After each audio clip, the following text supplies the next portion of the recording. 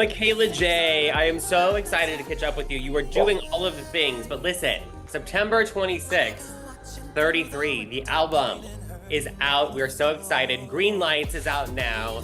It's such a jam, and I'm so excited to chat with you about this because I think this album is gonna be, it's obviously pop, but there's a lot of other genres going on, a lot of influence. I know Renaissance inspired you. I know Avatar inspired you. Tell me all about this. This whole concept of the album, I feel like I wanted to try to be a voice for this character that I've created named 33F7. She's a model of like creation. And I wanted to be the voice for her since she's the future and she's not able to physically be here. And I think that was the whole concept of like this whole album from past, present to future and the growth between those time periods.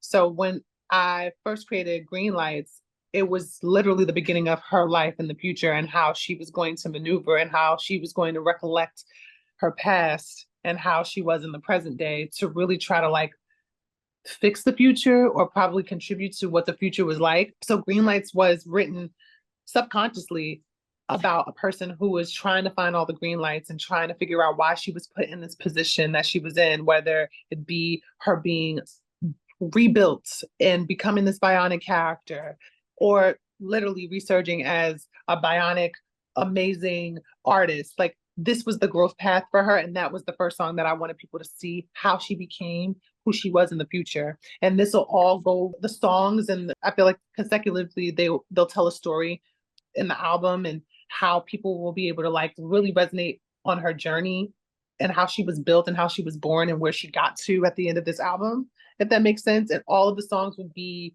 kind of placed in this kind of like dystopian cyberpunk world. And she gets to really try to like figure herself out in the scheme of this and why she's there. Like, why was she placed there? So that's what this whole album is about outside of my personal experiences, if that makes sense. No, it does. And I know you are you love those worlds. I remember you telling me how when you're on the set of Loot, you love to play Pokemon and all that. So you love these fantasy sci-fi things, which I love so much. What is Green Lights? People can think of it as like green light, red light, like traffic light. Green Lights, what is the symbolism with that and the backstory of why that was kind of the important first narrative that you told about this new world and story that you created? I think the main thing and what I've realized as time has gone on, I'm so glad I can like gather my words now to really say, because subconsciously when I wrote it, there was no really message. I was wondering why were these words coming out of me without context? So instead I was just like, let me just let it happen naturally, let it subconsciously flow. And then maybe I'll figure out what my body is trying to tell me versus what my mind is like trying to tell me. Then as time went on, I realized when I wrote this song, basically green lights, green means go. It doesn't mean stop. Like green means go. So keep taking every single green light that you have until you reach a red light, honey. And when green happens, go. Don't sit there at the green light and wait for another red light to come. But initially for model 33F7, she's in a lab being built with no recollection of who she is. And the only thing she knows is to run and go. So I think that was the whole premise of why Green Lights was created. This new entity and strong, powerful, immense, powerful being has been created, yet she's being held captive. And the only way she knows to do that is to break out and just run and take every single green light that she can before she has to stop and take a break for herself. Now, not only is it all of this, which I love, this alternate world and all of these symbolisms, you are working with, on this project, hit makers that have worked with Kylie Minogue, Sia, Ava Max. I mean, those are the ones. Rita Ora. I mean, I can't get over that. I mean, those are the hits, like the girls. And now you get to work with these people. What was it like to kind of get the opportunity? Because I think Kylie alone is having such a moment, hit after hit. Yeah. And she also loves that kind of, if you think back, like when she did like a couple of years ago, that kind of cyber world as well. I love that.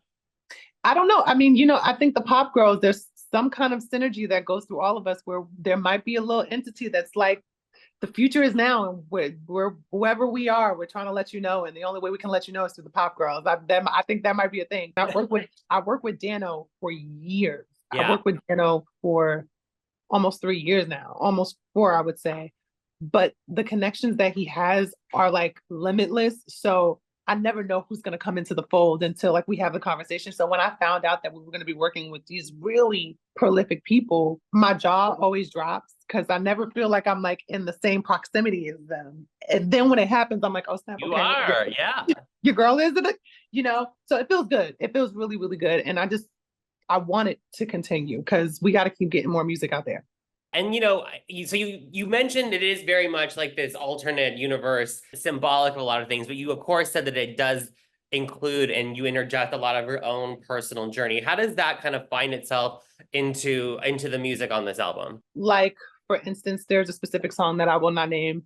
I wrote it specifically for the growth of my relationship and how I was so happy where I'm at and the journey it took for us to get to where we are and how easy the journey was. And thank God we didn't have any mishaps. Thank goodness we don't still have any, and God forbid we do.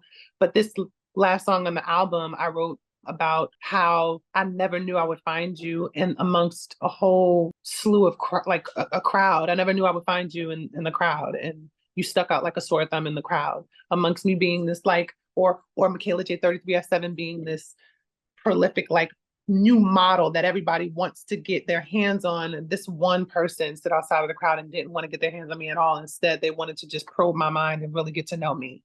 And I think that's what one of the songs represents. A lot of the songs represent pieces of me and pieces of people that I saw what they were going through, and I wrote about it and was like, I'm going to parlay this into the model 33F7's life and how we can make a story out of that. But for the most part, personally, I feel like I wrote these songs because a lot of them were songs for people who were going through things or people who felt like they weren't enough or they felt like they were at a standstill.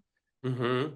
And I didn't want them to feel like they were at a standstill. I want them to feel like there's, especially queer people, I didn't want them to feel like, you know, in a time where it's wildly crazy with politics and everything. I wanted my music to really penetrate souls of queer people and make them feel and know that no matter what anyone says, no matter how someone feels like they can dictate your life, we are the example, we are the testament, we are the catalyst to profound and beautiful, prolific work. And a lot of us will continue to do it. And that's what this music represents. You can interpret it in any kind of way.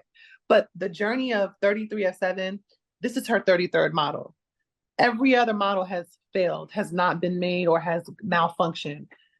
Finally, in her 33rd creation, she's succeeding. And I want people to see that there's always going to be mishaps, there's always going to be failures, but you can still continue. Yes. And that's what the whole album is really about. I love that. So basically what you're saying is Michaela Jaé and 33F7 are both happy and they're both in love. Okay, well, 33F7, I don't know that she's struggling. That is struggling. But she told me through my head, she's like, I'm struggling and I need you to get it together, girl. What are you doing? Whereas I'm like, I'm living my life over here, 33F7, girl. Why are you struggling so much? But no, in present day life, yes, happy and love. Love that. But the whole concept of Michaela Jaé 33F7, totally different story, honestly. She is someone who is distraught in a world that she does not know. We don't know her to be trans or cis or queer or straight or any, she is a robot. You know what I mean? And she's different from any human form that we know as. And I think that's her struggle. She's wondering why was my consciousness put into this shell? And how do I find space to be comfortable in this shell that has been, I guess, given to me, and I had no choice over what and how it's supposed to work or move. I've just been given these immense powers that I don't know how to use. Whereas me as present day Michaela Jaé is like, well, I'm human, my blood, I bleed, I have flesh. I wanted to create this differentiation in the human aspect of me and the transcendent version of myself, if that makes sense. Yeah, absolutely. No puns intended, bitch. No puns intended with the word transcendent. Michaela Jaé, I'm so happy for you. Just a reminder, everyone, 33 comes out September 26th. Such a good album. Green Lights is out now. You heard it? Wait, hold on. Maybe. I may have heard some more than the other people have heard, but it's really something. And I'm so happy for you. It's going to give us something to dance to, something to think about, all of that, which I love. So it's so good to see you.